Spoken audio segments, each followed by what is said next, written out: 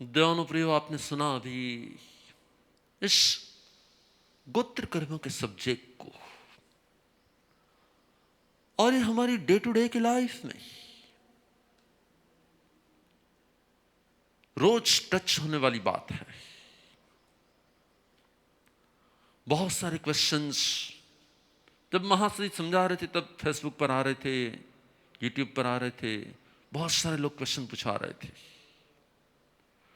हमारे मनीषा दीदी भाविसी ने पूछा कि mostly we see all top industrialist and all top politicians have got everything, whatever they say is done immediately, but they are very proud. They don't treat others with respect, but still they are on top. Why? Manisha दीदी, ऐसा होता है कि आज हमारे साथ जो है उसका कनेक्शन पास्ट के साथ है।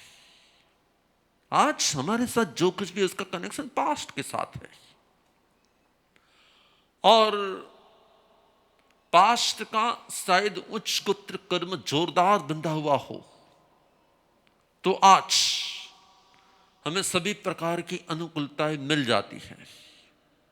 लेकिन आज यदि हमारे अंदर में ईगो है, आज यदि हमारे अंदर में अहंकार है, इसलिए हम अपना फ्यूचर नीच गोत्र सेट कर रहे हैं।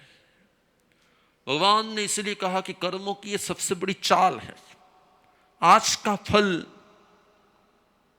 कल और कल का फल आज। यदि इंस्टेंट कर्मों का फल मिलता ना, यदि इंस्टेंट कर्मों का फल मिलता ना, तो आज संसार में जितने जीव हैं ना, उससे अनंत गुना जीव मोक्ष में होते। क्योंकि तुरंत रिजल्ट देख लेते और फिर लोग बदल जाते, लोग चेंज हो जाते। और इसलिए सिस्टम यह है कि आज के कर्मों का फल आज नहीं मिलता, इसलिए हम आज के कर्मों का फल आज नहीं मिलता, इसलिए हम बेखबर हो जाते हैं, उपेक्षित हो जाते हैं, कर्मों के फल से हम बेखबर हो जाते हैं, और इसलिए हम कर्म करते रहते हैं। यदि आज का फल आज ही मिलता होता तो हम बहुत चेंज हो जाते। हाँ, मिलता है, याद रखना, जो सम्यक दर्शनी आत्मा होते हैं ना, उसको आज का फल आज ही मिल जाता है। उसको 48 मिनट के अंदर ही उसके कर्मों का फल मिल जाता है। गोत्र कर्म, उच्च गोत्र और नीच गोत्र को समझने से आपको एक बात बरोबर समझ में आ गई होगी कि जब भी हम किसी भी सब्जेक्ट में प्राउड करते हैं, ईगो करते हैं, अहंकार करते हैं, तब वो धीरे धीरे हम उसे खोते हैं। और देखो आज की स्थिति को देख लो बराबर, चाहे कितनी ही समृद्धि। मेरे पास एक वीडियो आया था कि केरला के एक बहुत बड़े अब्जोपति का वीडियो आया था, उसका बंगला, उसकी सभी प्रकार की सुख सुविधाएं, लेकिन दुबई में उसकी डेथ हो गई तो उसे न इंडिया आने को भी मिला और न ही उसके सगे स्वजन को भी उसके पास लास्ट मिनट पर जाने को भी मिला। और कब उसकी डेड बॉडी को कहां डिस्ट्रॉय कर दी गई उसका भी पता नहीं चला। भगवान ने कहा कि आपके पास क्या है, आपके पास क्या है, इसका कोई मतलब नहीं है। क्योंकि आपके पास जो है ना, वो आपके अंदर में सिर्फ भ्रम पैदा करता है कि मेरे पास ये है। वास्तविकता तो ये है कि कुछ होता ही नहीं है, हमारे हाथ में कुछ होता ही नहीं है। लेकिन हम मानते कि नहीं, हमारे पास ये है, मैंने सब कुछ सेट करके रखा है, हमारे पास बहुत सारा बैलेंस है, बैंक बैलेंस है, समृद्धि है, इतने इतने लोग हैं, नौकर चाकर हैं, सभी व्यवस्था है, मेरे तो सब ऊपर तक हाथ है, मेरा सबके साथ कनेक्शन है, मेरे साथ कुछ नहीं होगा। भगवान ने कहा नालम ताणायवा नालम शरणायवा, इस जगत की एक भी वस्तु तेरे लिए शरणभूत नहीं हो सकती। तेरे अंदर में जिस वस्तु के लिए, जिस स्थिति के लिए, जिस पद के लिए, जिस स्थान के लिए, जिस बल के लिए, जिस रूप के लिए अहंकार है, तो सभी अहंकार तेरे भ्रम से आया हुआ होता है। और इसलिए भगवान ने कहा क्या, जाति कुल बल रूप तप सूत्र लाभ ऐश्वर्य जिसके जिसके बारे में हमारे अंदर में अहंकार होता है ना, हम सब कुछ खो देते हैं। और इसीलिए तो ये इसका अनुभव बहुत सारे लोगों को होता है ना, इसलिए तो ये अपनी टचवुड जैसी परंपरा आ गई। बहुत सारे लोग कुछ ऐसा अहंकार में बोल देते हैं, फिर बाद में देखना टचवुड करते हैं कि नहीं। हमारे में से कहा जाता है, गुजरातियों में ऐसा कहा जाता है कि અથાણું કર્યા પછી બહુ વખાણ કરે ને કે મારા જેવું કોઈને બનાવતા ના આવડે, એટલે પછી શું થાય, એ બગડી જાય। और रसोई की भी शायद बहुत प्रशंसा कोई सुन ले और यदि कह देना हाँ महाराज ये रसोई दूसरी बार है ना, वो रसोई इस प्रकार की नहीं बना पाते। क्यों? क्योंकि जब हम अहंकार करते हैं ना, तब हमारे नीच गोत्र कर्म का बंद हो जाते हैं। और इसलिए मैं कहना चाहता हूं कि लॉकडाउन के इस पीरियड में अपने अहंकार का एनालिसिस कर लो, अपने अहंकार का एनालिसिस कर लो। जिस चीज पर आपको प्राउड होता है ना, जिस चीज के लिए आपके अंदर में अहंकार होता है, जिस चीज के लिए आपके अंदर में ईगो होता है ना, वो हर चीज को देख लो, हर वस्तु को देख लो, हर स्थिति को देख लो। नहीं હું આવું જમવાનું નહીં ચલાવું। બિચારા કેટલાય દિવસોથી જેને અમુક વસ્તુઓ ચાલતું નતું, બિચારા ચલાવવા લાગ્યા છે, બિચારા ચલાવવા લાગ્યા છે। શું થાય હવે? नहीं मेरे को इसके बिना नहीं चलता, मैं ऐसा कभी नहीं चलाऊंगा। बहुत सारे लोग हैं जो इस लॉकडाउन के पीरियड में उनकी सब अहंकार वृत्ति, सब ईगो वृत्ति, सब इच्छा वृत्ति सब जीरो हो रही है। અમારે ત્યાં તો એટલા બધા નોકર છે કે મેં ક્યારેય વાસણને હાથ નથી લગાવ્યો, હું ક્યારે બર્તન ધોતી જ નથી। नौकरी नहीं आते अभी उसके यहाँ पे, रोज अपने हाथ से ही धो रहे हैं। भगवान ने कहा आप चाहे कितना ही बड़ा ईगो कर लो, लेकिन आपकी ईगो को जीरो करना मेरे लिए सिर्फ एक चुटकी बजाते, सिर्फ एक चुटकी बजाते आपकी ईगो को जीरो कर दूंगा मैं। और इसलिए मेरी यही प्रेरणा है कि इन दिनों में आप फ्री हो ना, अपने अहंकार का एनालिसिस करो। देखो भगवान ने कहा कई लोगों को जाति का अहंकार होता है ना, नहीं मेरे फादर तो यूं है। आपको मालूम नहीं मेरे दादा क्या थे? मेरे एक स्वजन है ना, वो मुझे हमेशा के लिए कहते हैं आपको मालूम है ना मेरे दादा क्या थे, अपने दादा क्या थे? वो लाठी स्टेट के दीवान थे, मालूम है ना? अरे वो दीवान थे, चले गए, जीरो हो गया। क्या हो गया? जीरो हो गया। और आज हम भी जो कुछ भी है ना, वो भी जीरो हो जाने वाले हैं। कोई भी स्थिति कभी भी परमानेंट रहती नहीं है। भगवान ने कहा अपनी जाति का, जाति मीन्स अपने मदर के साइड का, नहीं मेरे नाना ऐसे, नहीं मेरी नानी ऐसी, नहीं मेरे मामा ऐसे, नहीं मेरे ये है, मेरा कुल ऐसा है। किसी भी प्रकार का अहंकार करने जैसा नहीं है। और नहीं कुल कहा जाता है अपने पिता के परिवार को। मेरे दादा ऐसे, मेरे चाचा ऐसे, मेरी फिया ऐसी, नहीं हमारे यहाँ पे तो 7 पीढ़ी में ऐसा होता है, नहीं हमारे यहाँ पे इस प्रकार का होता है। कुछ नहीं, न जाति का अहंकार करने जैसे, न कुल का अहंकार करने जैसे। नहीं हमें तो वाणिया छी, हमें तुम्हारा जेवू न करिए। जैसा ही अपनी वणिक जाति के प्रति अहंकार क्या ना गया, वो फिर नेक्स्ट जन्म में उसको वो जाति नहीं मिलती। नहीं हमें तो जैन लोग को चाहिए, हमें थोड़ी आऊ पाप करिए। जैन पने का भी अहंकार क्या ना, तो भी वो गुम। नहीं हमारा गुरुदेव तो आम गया वो। फिर भगवान ने कहा है कि किसी भी सब्जेक्ट में न जाति का, न कुल का, न अपने बल का, न किसी तपस्या का, किसी भी प्रकार का, याद रखना जीरो से आए और स्मशान में जीरो होना है। आज स्मशान में जब जब जिसको जिसको ये कोविड वाले को लेकर जा रहे हैं ना, कोरोना वाले को लेकर जा रहे हैं, कोई आसपास में 4 लोग भी नहीं होते हैं, न कोई पूछने वाला होते हैं, न उसकी कोई जाति, न उसका कोई पद, न उसके पास कितने रुपये थे।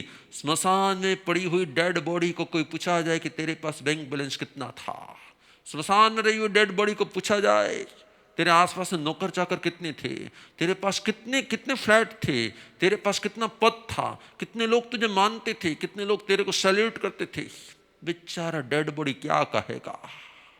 कहेगा कुछ? बस तो यही याद रखना है, क्या अहंकार मेरे भविष्य को बिगाड़ने वाला है। फिर चाहे वो ज्ञान के सब्जेक्ट में हो, चाहे वो प्रवचन की कला के सब्जेक्ट में हो, है ना। प्रवचन में तो कहीं दम न तो कहीं हम प्रवचन आवी तो पाई। कई प्रवचनकार अपने प्रवचन के बारे में भी अहंकार करते हैं। कई स्पीकर अपनी स्पीच के बारे में भी जो मैंने तरत समझावी दीधું, આપણે આમ સમજાવીએ એટલે બધું સમજી જાય गया। जिसने अपनी स्पीच का अहंकार किया ना, वो भी गया। जिसने अपने अंदर के किसी भी आर्ट का अहंकार किया, वो उसको भी खो देता है। और इसलिए मैं आपको कहना चाहता हूं, दुनिया से जो कुछ भी मिले, दुनिया से जो कुछ भी मिले, दुनिया में जो कुछ भी मिले, वो कभी मेरा नहीं हो सकता। और जो मेरा नहीं हो सकता उसका अहंकार क्या करना। जो मिले वो कभी मेरा नहीं हो सकता, और जो मेरा होता है वो कभी मिलता नहीं है। आप इस मंत्र घूट लो अपने अहंकार को जीरो करने के लिए, अपने गोत्र कर्म को शून्य बनाने के लिए। बहुत से लोग क्वेश्चन भी पूछा रहे हैं, सबको मेरा एक ही आंसर, एक लाइन बरोबर सेट करो, जो मिलता है वो मेरा नहीं है, जो मेरा है ना वो मिलता नहीं है। मेरा कभी भी दुनिया से मिल नहीं सकता, और दुनिया से जो कुछ भी मिले, चाहे आज वो अपना कितना ही लगे, लेकिन वो अंत में अपना नहीं होने वाला। चाहे वस्तु, चाहे संपत्ति, चाहे बंगलोस, चाहे व्यक्ति, चाहे कोई प्रेमी व्यक्ति, चाहे कितना ही लव करने वाला व्यक्ति, मिला ना, पहले नहीं था ना, बाद में नहीं होगा, पक्की बात है। जो मिलता है उसको खोना ही पड़ता है, और खोया था ना इसलिए वो मिला था। यदि अपना ही होता तो मिलता क्यों वो? इसलिए मैं हमेशा के लिए कहता हूं, इसलिए मैं हमेशा के लिए कहता हूं, सुन लो जरा आंखें बंद करके। आज मारू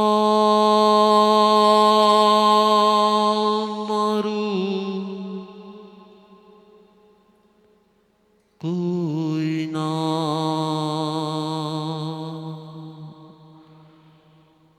जब मां कसू न मारू,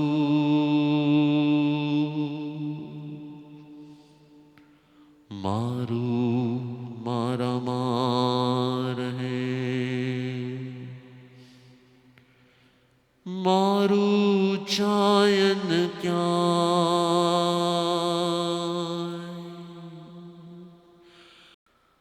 અને જ્યારે આત્મા એકલો હોય નહીં ત્યારે ક્યારેય અહંકાર ન હોય। શેનો અહંકાર હોય? હું કોણ છું, હું શું છું, હું કેવો છું, મારું શું છે, આ બધું જ હંમેશા પરને પોતાનું માનવાને કારણે આવે છે। જ્યારે આત્મા પોતાના એકત્વ તત્વની અનુભૂતિ કરે છે ને, ત્યારે એને સમજાય છે કે સંપત્તિ તો પર છે, તો સંપત્તિના આધારનો અહંકાર રોંગ છે। પદ એ પણ પર છે, પદના આધાર પરનો અહંકાર રોંગ છે। મારી પાસે રહેલી સગવડતાઓ મારાથી પર છે, તેના આધાર પર કરેલો અહંકાર પણ ભ્રમ છે। મારી પાસે જે કાંઈ પણ છે, મારી પાસે છે ને એટલે મારું નથી, મારી પાસે છે ને એટલે મારું નથી, મારું નથી એટલે મારી પાસે છે। અને જે આજ મારી પાસે છે એ કાલે મારી પાસે નહીં હોય, નહીં હોય, નહીં હોય ને નહીં જ હોય। दहन प्रियो, इसलिए हम कहते हैं कि जिसके अंदर में शून्यता आ जाती है ना, उसके परम उत्कृष्ट उच्च गोत्र कर्म हो जाते हैं। जिसके अंदर में शून्यता आ जाती है उसके परम उत्कृष्ट गोत्र कर्म हो जाते हैं। और जिसके अंदर अंदर में 1 2 3 मैं ये मैं वो मैं ऐसा मेरे पास ये, उसके नीच गोत्र कर्म स्टार्ट हो जाते हैं। हाँ, कर्म आज असर करे कि ना करे, लेकिन लास्ट में कर्म असर करते ही है। आज कर्म असर करे कि ना करे, लेकिन अंत में कर्म असर करते ही है। इसलिए अपने अहंकार का एनालिसिस करो, कहां पर, किस वस्तु के लिए। और बाहर की दुनिया में नहीं, अंदर की दुनिया में भी ज्ञान का अहंकार होता है, अपनी आर्ट का अहंकार होता है, अपनी कलाओं का अहंकार होता है, अपनी बुद्धि का अहंकार होता है, अपनी सोच का अहंकार होता है, अपनी आवड़त का अहंकार होता है, अपनी क्वालिटी का अहंकार होता है। किसी किसी को किसी की नजर बहुत पैनी होती, वो सब कुछ परख लेते थोड़ी सेकंडों में। देखा मैंने सेकंडों में रिजल्ट दे दिया ना, उसके अंदर में उसकी नजर का भी अहंकार होता है। कई कई लोग अपने रूप का भी अहंकार करते हैं। मैं तो जरा सी स्माइल दूं ना तो मेरा काम निकल जाता है।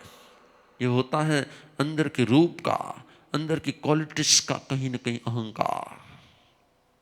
आज का दिन आपको करना है क्या? आपका दिन आपको करना है अपने अहंकार का एनालिसिस। कैसे? अपने सेल्फ को आंख बंद करके एकांत में ले जाओ और फिर चेक करो कि मां की उदर से निकले थे तब तो कपड़े भी नहीं थे। मां के उदर से जब निकले थे तब तो कपड़े भी नहीं थे, और कुछ तो नहीं था, बैंक बैलेंस तो नहीं था, वस्तु भी नहीं थी, आपका मोबाइल भी नहीं था। अरे जब मां की पेट से निकले थे तो कपड़ा भी नहीं था, मोबाइल तो क्या, तब आंखें खोलने की भी कैपेसिटी नहीं थी, और गर्भनाल को भी किसी और को काटना पड़ा था, वो काटने की भी क्षमता नहीं थी। जब आए थे तब 0 0 0 0 0 0 होकर ही आए थे। और स्मशान के बेड पर सोए हुए हो, कल्पना करो, मां की गोद से स्मशान की गोद, वहां पे भी अरे वो सोने का दांत भी लोग पत्थर मार के तोड़ के ले लेते हैं, पहने हुए गहने भी लोग ले लेते हैं। माँ जब जन्म होता है तो माँ या आसपास वाले वो छोटा सा कपड़ा पहना देते हैं ना, क्या कहते हैं उसको, जन्म के साथ ही एक कपड़ा अपने आसपास में लगा देते हैं, और मृत्यु के समय बस, और क्या होता है। इसीलिए आपके अंदर में यदि आपकी रसोई का अहंकार हो तो निकाल दो, यदि आपके अंदर में आपके किसी आर्ट का अहंकार है तो निकाल दो, क्योंकि भगवान ने कहा अहंकार नीच गोत्र कर्म का कारण। और ये लॉकडाउन का पीरियड बहुत बेस्ट पीरियड है अपनी सेल्फ का एनालिसिस करने के लिए। आज अपनी अहंकार का एनालिसिस करना है। गोत्र कर्म और अंतराय कर्म में क्या डिफरेंस होता है? पार्थिव शाह ने फेसबुक पर प्रश्न पूछा, तो मुझे उनको कहना है कि अंतराय कर्म और गोत्र कर्म फर्क क्या है? गोत्र कर्म वो सप्लाई है, जैसे किसी पाइपलाइन से सब कुछ सप्लाई होता है, तो सप्लाई करने के कर्म होते हैं वो गोत्र कर्म होते हैं। लेकिन सप्लाई के बीच में कहीं कचरा आ जाना, कहीं पर कोई नल बंद कर देना, कहीं से बीच में से कोई वाल्व बंद कर देना और सप्लाई को रोक देना, ये अंतराय कर्मों का काम है। समझ जाओ कि मानो कि सप्लाई नहीं है और बीच में से कोई कचरा भी नहीं है, बीच में से कोई वाल्व भी खोल दिया है, लेकिन वाल्व खोलने मात्र से कोई सप्लाई नहीं हो जाती। सप्लाई के कर्म अलग होते हैं और अंतराय के कर्म अलग होते हैं। जो कुछ भी हमें मिलता है वह अघाती कर्मों से मिलता है। वेदनीय, आयुष्य, नाम और गोत्र, इन 4 कर्मों को अघाती कर्म कहते हैं।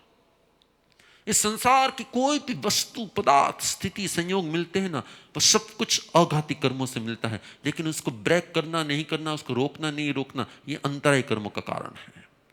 समझो कि मानो कि भगवान महावीर के सभी अंतराय कर्म क्षय हो गए तो उनके पास तो बहुत सारा खाना आ जाना चाहिए, बहुत सारा पानी आ जाना चाहिए, बहुत सारी वस्तु आ जाना, बहुत सारे कपड़े, क्यों नहीं आते? तो कि अंतराय कर्मों के क्षय होने के कारण बीच में जो डिस्टर्बेंस था वो दूर हो गया। लेकिन सप्लाई तो होती है किसके कारण? वो तो नाम गोत्र कर्म के कारण होती है। तो गोत्र कर्म में और अंतराय कर्म में इतना फर्क होता है। और किसी को क्वेश्चन पूछना है? कर्म का नॉलेज हो, अहंकार करे, और नॉलेज नहीं है पर अहंकार हुआ तो क्या सम कर्म का बंध होता है? यस। कर्म का बंधन है ना भाव पर आधारित होता है।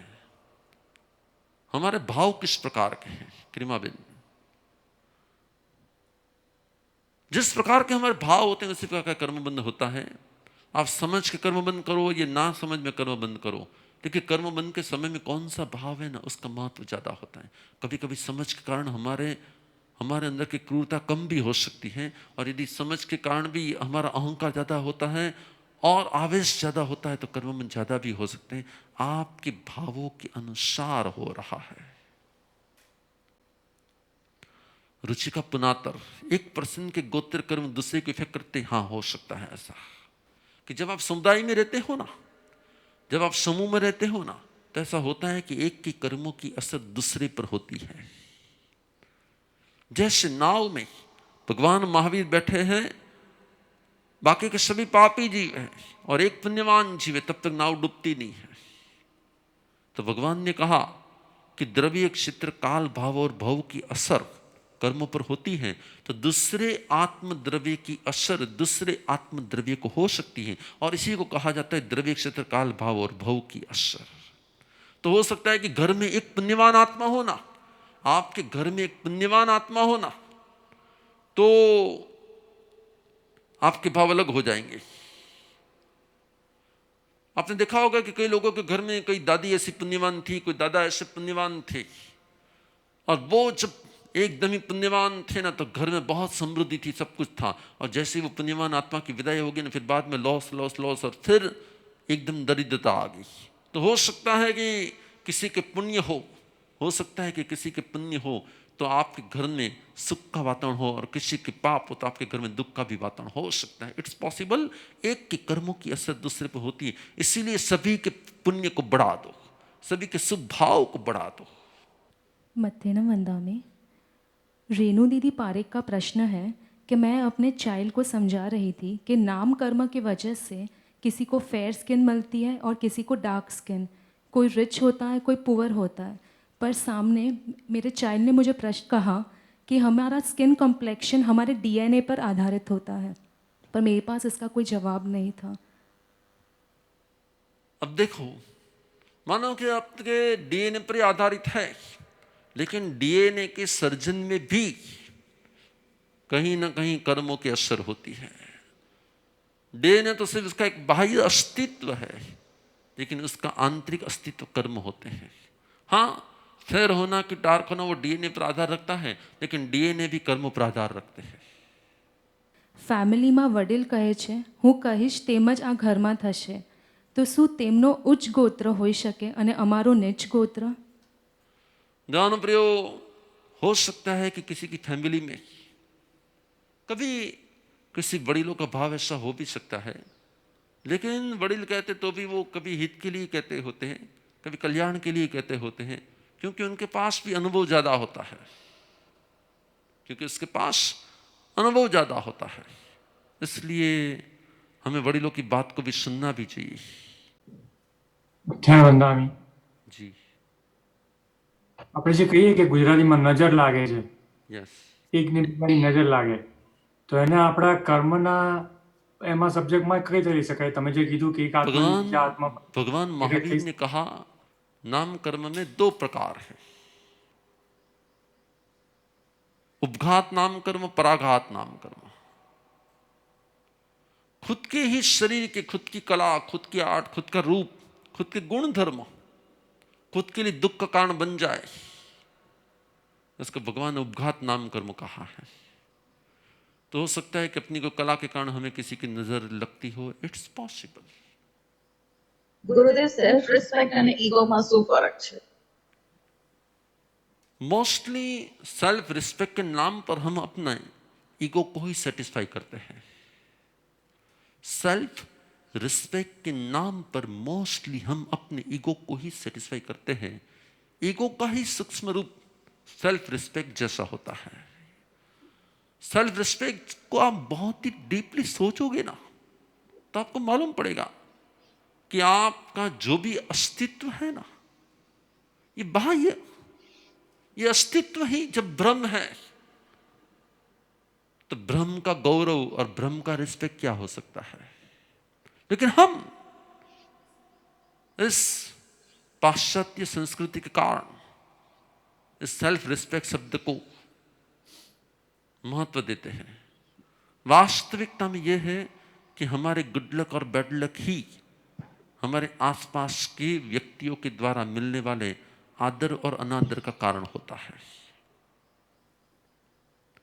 हाँ, अपनी सेल्फ को हमें कभी भी डाउन नहीं करना है, अपने आत्मविश्वास को स्ट्रांग रखना है। लेकिन आत्मविश्वास एक अलग वस्तु होती है और મારું પણ કંઈક મહત્વ હોય ને, હું પણ ઘરમાં છું તો મને મારો પણ કંઈ સેલ્ફ રિસ્પેક્ટ તો હોવો જોઈએ ને કંઈક। તમને લોકોને મારી કંઈ પડી જ નથી, હું પણ માણસ છું। હેલો, તો તે સૂક્ષ્મ ઈગો છે, તે સેલ્ફ રિસ્પેક્ટ નથી, સૂક્ષ્મ ઈગો છે। તમે તમારા પાપને ભોગવી નથી શકતા ને, એટલે તમે પ્રતિકારમાં સેલ્ફ રિસ્પેક્ટ નામનું એક મોહરું એક શબ્દ મૂકી દો છો। તમારા પાપનો ઉદય છે માટે કોઈ તમારી સાથે મિસબિહેવ કરે છે, ખોટું રોંગ બિહેવ કરે છે, પરંતુ એ તમને એવું લાગે છે કે ના તેનો નેચર છે એટલે મારી સાથે આવું કરે છે। વાસ્તવિકતામાં તેનો નેચર છે એટલે એવું નથી કરતા, તમારા બેડ લક છે માટે તેવું કરે છે। કે તમે તમારા ગુડ લક હાઈ કરી દીધેલા હશે ને, તો એનો નેચર ગમે એવો ખરાબ હશે ને, તો એને તમારી સાથે પ્રોપર રહેવું જ પડશે। ગુરુદેવ, આપણે જ્યારે સામાયિક કરીએ છીએ, કાં આપણે ઘણીવાર સામાયિક લીધા પછી માળા ગણીએ છીએ, ત્યારે આપણા ભાવ સારા હોય છે। પછી અમુક વાર એવું થાય છે કે આપણે માળા ગણતા ગણતા આપણું મૂડ ચેન્જ થઈ જાય છે, આપણને ઘણીવાર આળસ આવે છે। તો એવું શા માટે થતું હશે કે એવું થાય भगवान છે? महावीर ने कहा कि भावों की 3 स्थिति होती है, वर्धमान, हीयमान और अवस्थित। तो हमेशा के लिए भाव कभी अप होते हैं, कभी डाउन होते हैं, कभी स्थिर होते हैं। आपके वर्धमान भावों का समय पूरा हो जाता है तो भी आपके हीमान भाव आ जाते हैं। आपके हीमान भावों का समय पूरा हो जाता है तब आपके अवस्थित भाव आ जाते हैं। आपके अवस्थित भावों का समय पूरा हो जाता है, क्योंकि भगवान ने हर एक भाव में रहने के अलग अलग स्थिति बताई है। तो उसका समय पूरा हो जाता है तभी हमारे भाव में कभी अप या डाउन हो सकता है। इसलिए हमें उसका स्वीकार करना चाहिए कि ऐसा भी हो सकता है। मैं जागृत रहूँगा, मैं अप्रमत्त रहूँगा, मैं मेरे भाव को वर्धमान रखने का प्रयत्न करूँगा, मैं मेरे भाव को शुभ रखने का प्रयत्न करूँगा। फिर भी यदि अशुभ हो जाए तो पल में मैं वापस उसको शुभ में ले जाऊँगा। इतना ही पुरुषार्थ हो सकता है और कुछ नहीं हो सकता। અત્યારે વંદામી ગુરુદેવ। यस, ગુરુદેવ, જો આપણા કોઈ કરંટ નીચ ગોત્ર કર્મ છે, તો એને હમણાં આપણે ચેન્જ કરી શકીએ? વાત છે कर्मों चेंज करी सकाय छे। हम अपने कर्मों को, यदि वह चेंजेबल कर्म होते हैं तो हम उसे बदल सकते हैं। नीच गोत्र को उच्च गोत्र में भी कन्वर्ट कर सकते हैं और उच्च गोत्र को नीच गोत्र में भी कन्वर्ट कर सकते हैं। चक्रवर्ती सम्राट के पास सुंदर से सुंदर शरीर था, उच्च गोत्र कर्म का उदय था, लेकिन उसने अहंकार किया कि अभी मैं स्नान करके आऊं, उसके बाद मैं देखना कि मेरा शरीर कितना श्रेष्ठ है। और थोड़ी देर में उसके शरीर में 16 रोग उत्पन्न हो गए और उसकी सुंदरता चली गई। तो भगवान ने कहा कि सुंदरता असुंदरता में कन्वर्ट हो सकती है, उच्च गोत्र नीच गोत्र में कन्वर्ट हो सकते हैं और नीच गोत्र उच्च गोत्र में कन्वर्ट हो सकते हैं। जब हम विनय, वन्ना, रिस्पेक्ट, गुड व्यवहार, शुभ भाव करते हैं तो हमारे अशुभ कर्म शुभ में कन्वर्ट हो जाते हैं। अहंकार, ईर्षा, जेलसी, नेगेटिविटी करते हैं तब हमारे शुभ कर्म अशुभ में कन्वर्ट हो सकते हैं। इसलिए भगवान ने कहा शुभ भाव में रहो, और ऐसी स्थिति को भगवान ने कहा है संक्रमण। शुभ का अशुभ में परिवर्तन। એક વ્યક્તિ જેને ઉચ્ચ ગોત્ર કર્મનો ઉદય છે તે વંદના કરે છે, ભાવપૂર્વક વંદના કરે છે, but at the same time વિધિ સિદ્ધિ બી એન્જોય કરે છે, તો તેનું બેલેન્સ, કર્મનું બેલેન્સ કેવી રીતે થતું यदि હોય? वह रिस्पेक्ट रखता है, यदि वह रिस्पेक्ट रखता है तो उसको उसके गुड फल मिलते हैं। हम देखते हैं कि एक साथ में बहुत सारे कर्मों का फल मिलता होता है हर एक व्यक्ति को। हम देखते हैं कि किसी के द्वारा हमको बहुत मान मिलता है, उसी क्षण दूसरे के द्वारा अपमान भी मिलता है। दूसरे पल किसी को अच्छी चीज खाने मिलती है, दूसरे ही पल हमको चाकू लग जाता है, तीसरे पल तो एक ही मिनट में आप देखोगे तो बहुत सारे। तो भगवान ने कहा कि जैसे जैसे भाव जिस जिस प्रकार से किए जाते हैं उन सभी का कर्मों का फल एक साथ में ही स्टार्ट हो जाता है। तो कभी दुख के साथ में सुख होता है, सुख के साथ में दुख होता है, अनादर के साथ आदर होता है, आदर के साथ अनादर होता है, रिस्पेक्ट भी मिलता है और किसी के द्वारा इंसल्ट भी मिलता है। तो सब कुछ साथ में हो सकता है। ગુરુદેવ, મહાભારતમાં કર્ણને ઉચ્ચ કુળ ઉચ્ચ જાતિમાં જન્મ થયો, પણ પછી આફ્ટર બર્થ એમની બધી સંયોગો સિચ્યુએશન્સ બધા અનફેવરેબલ થયા, તો मैंने अभी એ आपको શું कहा કામ? मैंने अभी आपको कहा कि सेकंड सेकंड सेकंड सेकंड में कर्म बदल जाते हैं। मानो कि इस समय आपने किसी इंसल्ट किया, दूसरे मिनट आपने वंदना की है, तीसरे मिनट में आपने वापस किसी का दुर्व्यवहार किया, चौथे मिनट में आपने जतना कर ली, पांचवें मिनट में आपने, तो हर मिनट के कर्म अलग अलग होते हैं और हर मिनट के कर्म हर मिनट पर भुगतना स्टार्ट हो जाता है। तो एक पल में आपको सुख भी मिलता है, दूसरे पल दुख मिल सकता है, तीसरे पल में आदर मिल सकता है, चौथे पल में इंसल्ट मिल सकता है, पांचवें पल में आपको बहुत सारी सता मिल सकती है, छठे पल में बहुत सारी पीड़ा हो सकती है। भगवान ने कहा कि कत्तार मेव अनुजाई कम्मम, जो करने वाला होता है उसके पीछे पीछे कर्म जाते हैं और क्रम के अनुसार कर्मों को भुगतना ही पड़ता है। અથેળમ વંદામે ગુરુદેવ, આપને શાતા રહે. ગુરુદેવ, મારા બે પ્રશ્ન હતા, આપની આપતો હોય તો. ફર્સ્ટ પ્રશ્ન એ હતો કે જે સમયનું કાલચક્ર હોય છે એમાં ત્રીજા જે સુખમ દુઃખમ હતું ત્યાં સુધી તો બધી હેપીનેસ જ હતી, અને ચોથા આરાની સ્ટાર્ટિંગથી આ બધું દુઃખમ સુખમમાં બધું એવું કાસ્ટિઝમ ક્રિડિઝમ, તો આપણે એ કહી શકીએ કે જે ગોત્ર કર્મ હતું એ ચોથા આરાથી જ સ્ટાર્ટ થયું કે એનાથી પહેલા પણ હતા? नो, तब भी होता है लेकिन सूक्ष्म रूप में होता है। उस समय भी होता है लेकिन बहुत सूक्ष्म रूप में होता है। पहले दूसरे तीसरे आरे में भी होता है, और पहला दूसरा तीसरा आरा तो सिर्फ यहाँ के जो जुगलिक जीव होते हैं वो बहुत थोड़े कम लोगों के लिए इस प्रकार की फैसिलिटी होती है। बाकी तो पूरी दुनिया में हजारों लाखों करोड़ों अनंत जीव उच्च गोत्र निज गोत्र कर्म का अनुभव करते रहते हैं। हो सकता है कि उस समय के युगलिक जीवों के उच्च गोत्र पुण्य का उदय होने के कारण उसको कहीं निज गोत्र की अनुभूति ना होती हो, लेकिन बाकी के सभी जीवों को तो होती है उसी समय पर। तो चौथे आरे से स्टार्ट हुआ और पहले आरे नहीं था, पहले आरे में था और चौथे में ऐसा नहीं है, हर समय में होता ही है। જી ગુરુદેવ, એક સેકન્ડ ક્વેશ્ચન હતો Yes. કે ગુરુદેવ એ કેવી રીતે ખબર પડે કે આપણા જે કયા કર્મ છે એ આત્મા સાથે અટેચ છે, અને એકવાર આપણે કીધું હતું કે તપ કરવાથી આપણે ફ્રી કરી શકીએ કર્મોને, બાહ્ય તપ કે અભ્યંતર તપ, Yes. તો એ કેવી રીતે પહેલા તો આઈડેન્ટિફાય કરું કે કયા કર્મ છે, અને બધાએ કર્મનું શાયદ તપ જ છે? यस, सभी कर्मों को क्षय करने का रास्ता तो भगवान ने तप ही बताया, लेकिन तप के 12 प्रकार बताए हैं। अनशन, अनुदय, व्रति, संक्षेप, रसप्रीत्या, काय, क्लेश, प्रतिसलिनता, प्रायश्चित, विनय, वियव, सज्जाई, ध्यान, कावसक, ऐसे 12 प्रकार बताए हैं। तो ऐसा ही नहीं कि आप उपवास करने से तप होता है, विनय करने से भी होता है, वंदना करने से तप होता है। तो आप तप तो अलग अलग प्रकार के कर सकते हो और कर्मों को क्षय कर सकते हो। अब जो भी कर्म आपके है उसको आपको कैसे मालूम पड़ेगा कि आपके इस प्रकार के कर्म हैं? तो जिस प्रकार से सूर्य उगने वाला होता है उसके पहले लालिमा हो जाती है, इसी प्रकार से जो कर्म आपको फल देने वाला उसके पहले उसके संकेत मिलने शुरू हो जाते हैं।